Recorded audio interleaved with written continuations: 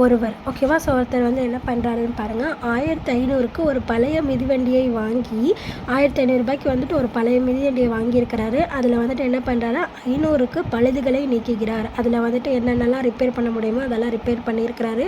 முடிவில் அந்த மிதிவண்டியை கடைசியாக அந்த மிதிவண்டியை வந்துட்டு எவ்வளோக்கு விற்கிறாரு, 1800க்கு வந்து விற்கிறாரு.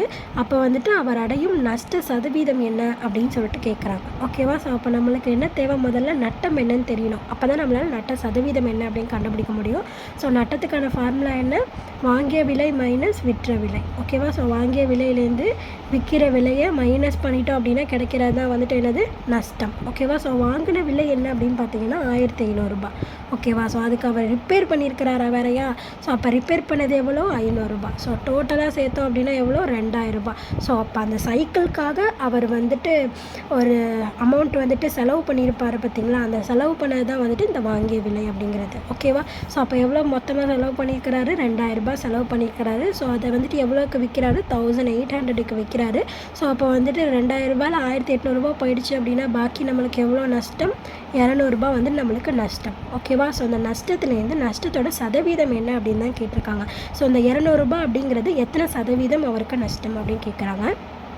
ஸோ அப்போ நஷ்ட சதவீதம் ஈக்குவல் டு ஃபார்முலா என்ன, நஷ்டம் டிவைடட் பை குறித்த விலை. அதாவது குறித்த விலைன்னா வாங்கிய விலை, இதுன்னு தான் அர்த்தம். So into 100.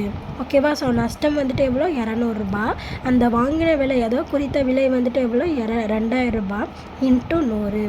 ஓகேவா? ஸோ அப்போ 2 0க்கு 2 0 கேன்சல் பண்ணிடலாமா, இங்கே ஒரு 0க்கு இங்கே ஒரு 0 கேன்சல் பண்ணிடலாம். 1:1:1:.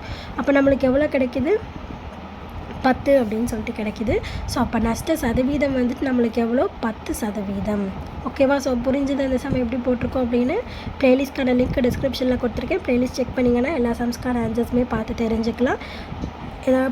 ஏதாவது டவுட் அப்படின்னா என்ன டவுட் அப்படின்னு சொல்லிட்டு கமெண்ட் பண்ணுங்கள். புரிஞ்சுதுன்னா லைக் பண்ணுங்கள். இதே மாதிரி சம் நிறைய பார்க்குறதுக்கு சேனலை சப்ஸ்கிரைப் பண்ணிக்கோங்க. தேங்க்யூ.